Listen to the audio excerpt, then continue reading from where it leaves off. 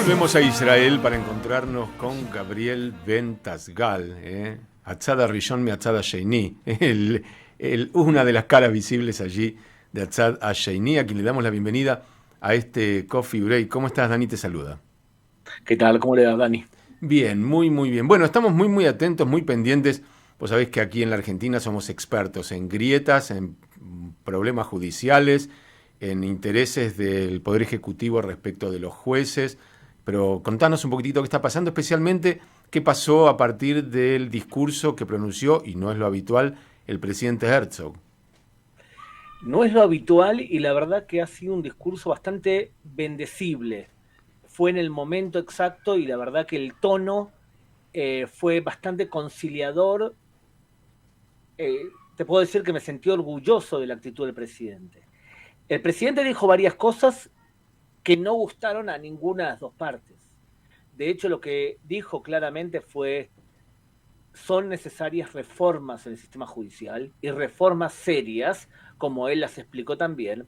Y por otro lado dijo, para poder conciliar tendrían que ustedes desde el gobierno detener la legislación en proceso para permitir un diálogo sin la sensación de que la guillotina está por bajar. Ok, pero evidentemente la respuesta de la coalición gobernante fue seguir adelante y aprobarlo en comisión. Por un lado eso, por otro lado la oposición no solamente que no propone absolutamente nada como alternativa, porque no vas a escuchar hasta ahora ningún líder de la oposición decir, ¿saben qué? Esta reforma estoy dispuesto a aceptarla. No la has escuchado por ahora. Tampoco tienen, no solamente que no tienen predisposición para poder negociar, sino que no encuentran legítimo que el gobierno de Netanyahu promueva lo que está promoviendo. Y además, dentro de la parte de la oposición en Israel, ves declaraciones de líderes importantes que son simplemente una barbaridad. El irresponsable del intendente de Tel Aviv, Ron Huldaí, Ujú. hoy dijo que la única forma que una dictadura salga de una dictadura es a través del uso de la fuerza. Y otros líderes, o por ejemplo otro responsable, el ex primer ministro de Israel, Ehud Barak, escribe barbaridades, barbaridades.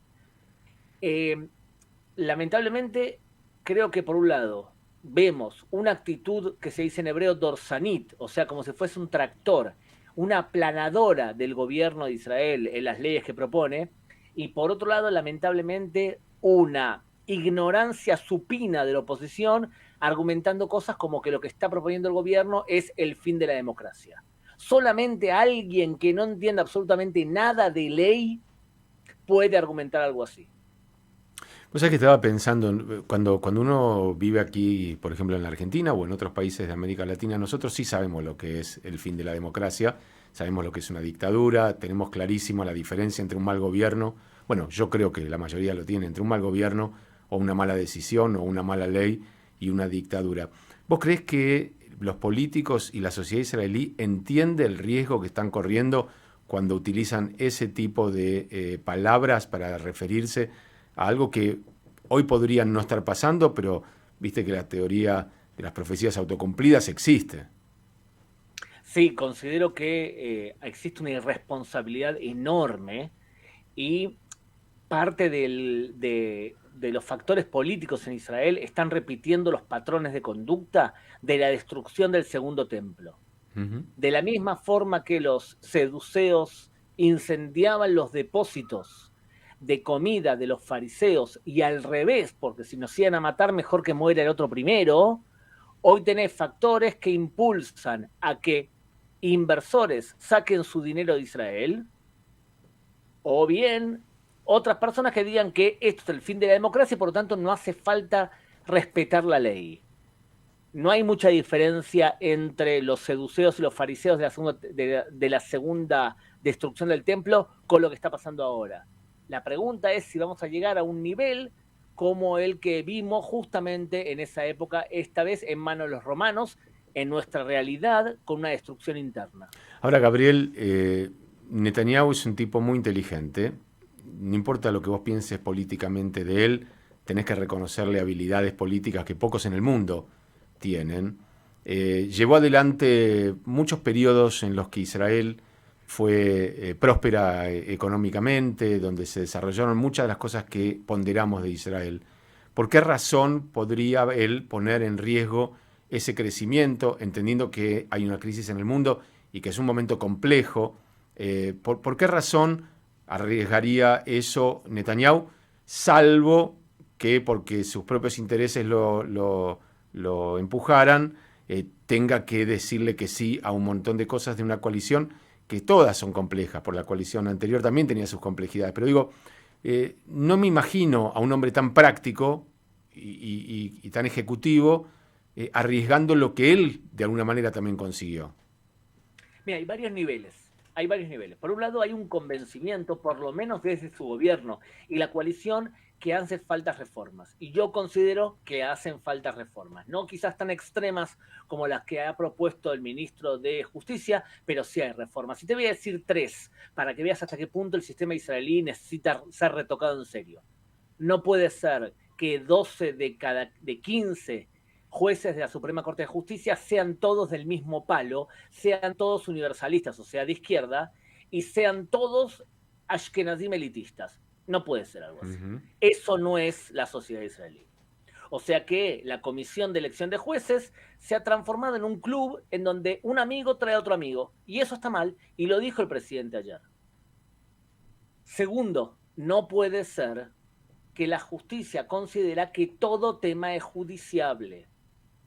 Hay temas que son políticos y que un juez no tiene que meterse, tiene que decirle al señor que hizo la demanda, este es un tema político. La doctrina de Aarón Barak, por lo cual todo tema judiciable ha provocado, como bien dijo el presidente ayer, 800.000 juicios por año.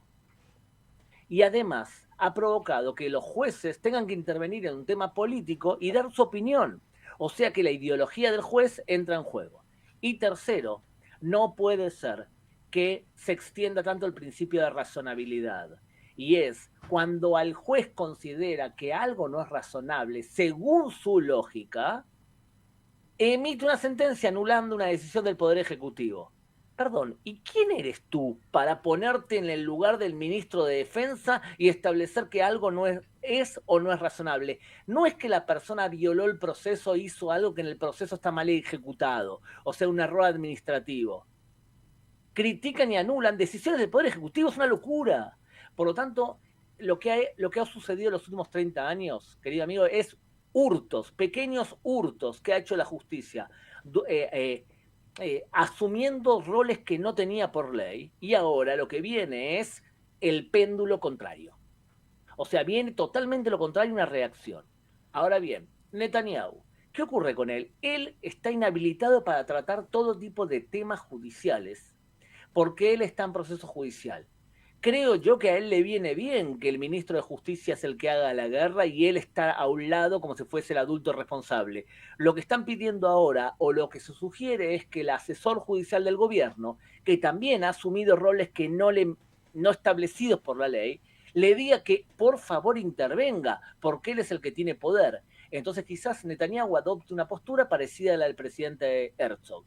Eso por un lado. Ahora, lo que vas a escuchar todo el tiempo es Netanyahu está haciendo todo eso porque él quiere salirse impune del juicio en su contra. Ese argumento es simplemente risueño. Yo sigo muy de cerca el juicio contra Netanyahu. El juicio contra Netanyahu no se va a interrumpir. Más aún, el juicio a Netanyahu fue lo que provocó parte de lo que estás viendo ahora. Porque imagínate lo siguiente. De pronto, parte de la sociedad israelí se da cuenta que llevaron a juicio a un primer ministro por un juicio, por una demanda súper endeble. Si te la explico, te agarrarías la cabeza porque tiene cosas realmente problemáticas. Por ejemplo, que tomó una decisión y fue acusado de corrupción por recibir a cambio buena cobertura mediática. Significa que casi todos los presidentes de América Latina estarían en prisión si eso se establece como jurisprudencia a nivel internacional. Pago de soborno como en forma de buena cobertura mediática. Es una locura. Y además están demostrando que no es verdad tampoco, que no ocurrió. Entonces parte de la población dice, perdón, ¿y por qué llevaron a juicio a Netanyahu cuando Tzipi Livni, Yair Lapid ni hablar, y otros recibieron buena cobertura mediática? ¿Qué significa esto? ¿Que hay juicios selectivos? que le hacemos juicio a aquel que no está de acuerdo con nuestra ideología. Todo esto ha provocado lo que estás viendo ahora. Si vos tuvieras que mediar entre ambos campos, ¿no? Entre la coalición gobernante y la oposición, de este paquete de leyes, ¿qué sacarías para que la oposición diga, ok, lo otro te lo puedo votar? Varias cosas. Considero que lo que dijo el presidente ayer fue muy bueno. Él propuso una comisión en donde estén representados todos los poderes del Estado y también ciertas personas representantes por consenso. Pienso también que le dio la tecla cuando dijo que el principio de razonabilidad tenía que cambiarse para permitir que intervenga la justicia solamente en casos extremos de violación de derechos humanos. Dijo 2 o 3 cosas que vale la pena tener en cuenta. Fue perfecto lo que dijo. Yo creo que lo que dijo el presidente ayer es, de alguna manera, una muy buena base para poder seguir adelante. Lo que ocurre es que, Dani, que yo no estoy seguro que la oposición en Israel esté buscando realmente que se anulen las reformas. Yo creo, y te lo digo sinceramente, que parte de la oposición en Israel no acepta la derrota electoral. No acepta. Y el bastión de poder político que lo tiene la Corte Suprema de Justicia, que se ha transformado en un poder político y ejecutivo en Israel, no están dispuestos a perderlo. Y como no están dispuestos a perderlo, ves buena parte de lo que está haciendo ahora. Por eso te recuerdo, a mí me causa especial gracia cuando veo a líderes de la oposición que en sus partidos son unos dictadores. Lieberman, Gantz, Lapid, manejan a sus partidos políticos de forma no democráticas. Ellos exigen que otros den el ejemplo de democracia. ¿Es un chiste? Lapid dice que él es un luchador por la democracia, él que aprobó un acuerdo con el Líbano para repartir aguas territoriales sin someter ese acuerdo al Parlamento. ¿Qué es un chiste? Hay que tener cara, ¿eh? La última, Gaby, tiene que ver con la coalición gobernante. ¿Qué pasa si Netanyahu, como bien vos decías, asume el rol de adulto y dice, bueno, ok, ni una cosa ni la otra, vamos a bajar las expectativas? ¿Qué podría pasar en función de que algunos de los partidos que lo apoyaron y que firmemente quieren todo el paquete completo de leyes, qué pasaría si Netanyahu dice, no, esta y esta la vamos a bajar para poder llegar a un acuerdo y que esto se calme un poco? ¿Existe la posibilidad de que le retiren sus votos y que otra vez Israel caiga en la rueda de las elecciones? Yo creo, Dani, ante todo que sería muy bueno que las decisiones, las aprobaciones de estas leyes de cambios se hagan de forma escalonada, porque buena parte de la oposición está de acuerdo con los cambios propuestos. Fue parte de la plataforma de Gideon Saar. Y el gobierno anterior votó buena parte de las reformas que ahora propone el gobierno. Por eso te decía lo de, hay acá factores de gente que no sabe perder, ¿está bien? Ahora, y que no es solamente acá, lo has visto en Argentina cuando uno no aceptó la derrota del otro, ni siquiera le entregó el poder, o lo hemos visto también cuando Estados Unidos tomaron el Capitolio. O sea, o en Brasil. Ahora hay una tendencia a nivel mundial que gente no sabe perder. Y como no pueden derrotar a Netanyahu en las elecciones, ve lo que estás haciendo ahora. Ahora, fuera de eso, yo creo que si hay alguien en este momento en Israel capaz de lograr que su propio bando se calme, ese es Netanyahu. Yo creo que él puede ser adulto el responsable y los socios de su coalición también no tienen muchas alternativas. Porque ¿con quién va a ser coalición Ben-Gvir? No tiene muchas alternativas.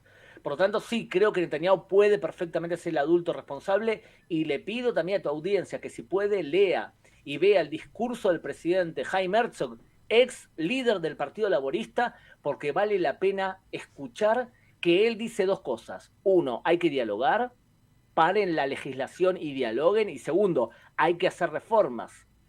Eso es un mensaje que ninguno de los 2 lados está muy feliz, pero que es correcto. Esto va a seguir, continuará, diría al final del capítulo. Te mando un abrazo muy, muy grande y gracias como siempre. Gracias, Dani, un abrazo. Gabriel Ventasgal es periodista, está allí con Atzada Sheini, que es un proyecto fantástico para tratar de entender el Oriente Medio, y nosotros estamos muy, muy atentos a todo lo que sucede allí. 12:48. Le ponemos un poquitito de música nuestra, Rocío, y ya después nos despedimos.